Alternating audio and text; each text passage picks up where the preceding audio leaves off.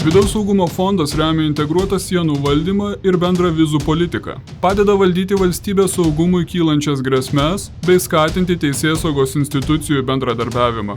ES ir Lietuvos Respublikos bendrai finansuojama nacionalinė vidaus saugumo fondo 2014–2020 metų programa padeda vidaus reikalų srities tarnyboms stiprinti ES išorės sienų valdymą, kovą su organizuotu nusikalstamumu, prekyba narkotikais, kibernetiniais ir kitais nusikaltimais.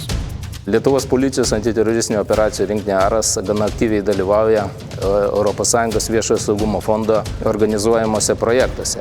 Ir būtent už šias europinės lėšas pavyko įsigyti tikrai nemažai įrangos. Galbūt galima būtų paminėti tai didelio pravažumo mikroautobusai, greitaeigį kovinį katerį, specialią mobilią intervencijos platformą.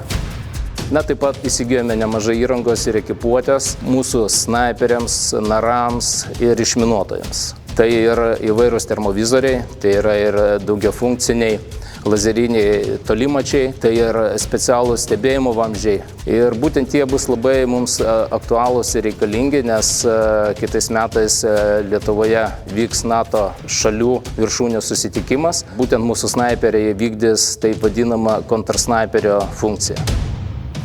Jeigu anksčiau valstybės siena buvo kontroliuojama senovišku būdu, tai turėjome kontrolinę pėdsakų juostą. Buvo patruliavimas palei sieną, patruliavimas antroji linija, pasienio ruože, slapukavimas, užtvaros, pasalos. Dalinai tas visas liko, bet jau praeitais metais priduota signalizacinė vaizdo stebėjimo sistema, kuri dengia 100% mūsų ruožų, 112 km, kurią mes ir matom man už nugaros.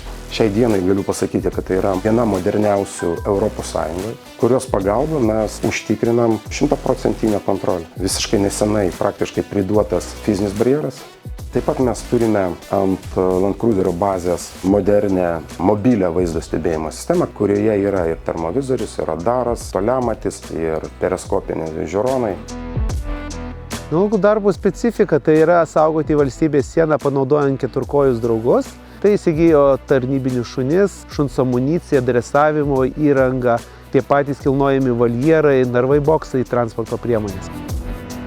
Pirmiausia, jeigu komfortabiliai šuo jausis, bus psichologiškai, kaip sakoma, stabilus ir geromis sąlygomis gyvens ir bus suteikta kinologui apmokymo galimybės, tai ir šuo bus tinkamas sienos apsaugai, o tai padės apsaugoti tinkamai mūsų valstybės sieną.